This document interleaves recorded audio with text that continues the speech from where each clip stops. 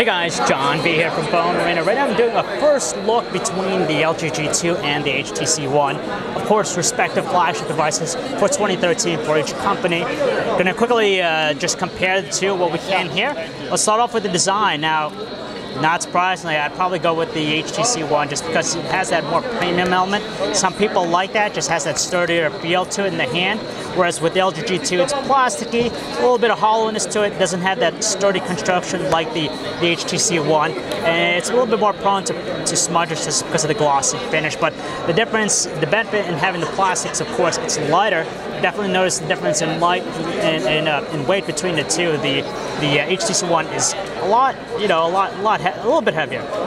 Now, in terms of size, it's really impressive what LG has done. For a device packing a 5.2-inch display versus the smaller 4.7-inch display on the HTC One, they managed to be almost identical. So it doesn't feel like you're holding a 5.2-inch display in your hands with the LG G2. It's pretty much on the same page as the HTC One. Now, the way they did that is because they managed to minimize the bezels around the display. Let's see if I turn this guy on here.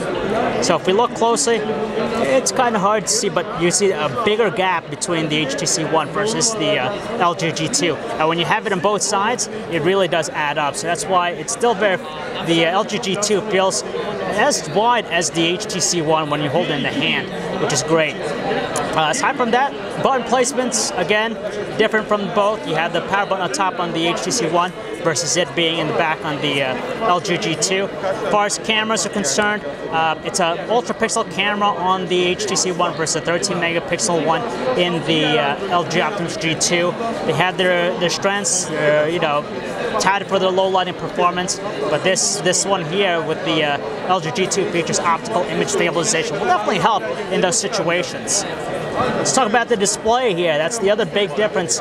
You have a large 5.2-inch true full HD IPS display on the G2 versus a smaller 4.7-inch Super LCD 3 display on the HTC One. Both at 1080p. Honestly, you're not going to notice the difference in detail. Very sharp.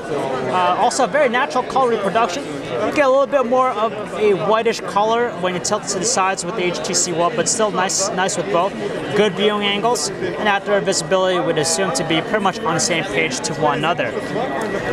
The other thing here is just the processor, the speeds. You're going to get a quad-core processor in both, but of course the LG G2 being the newer device benefits from having the newer Qualcomm Snapdragon 800 chipset, which is pretty nice. It's clocked in 2.26 gigahertz, which is pretty impressive considering that it is just running like a beast. And we could just see that from just quickly moving, just doing simple things. It's just very snappy on the LG G2. And of course, it comes down to their experiences. They both have their different approach. We'll give the HTC One with Sense a little bit more that visual flair, especially with blink field on the home screen. It'll aggregate all that content directly for you. The LG G2 has its own custom interface too.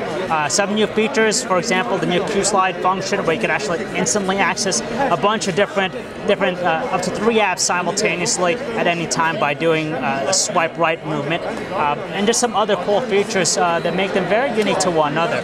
So that's a quick look between these two handsets, guys. If you want to learn more about them, you can check out our website, PhoneArena.com. John B. Thanks for watching.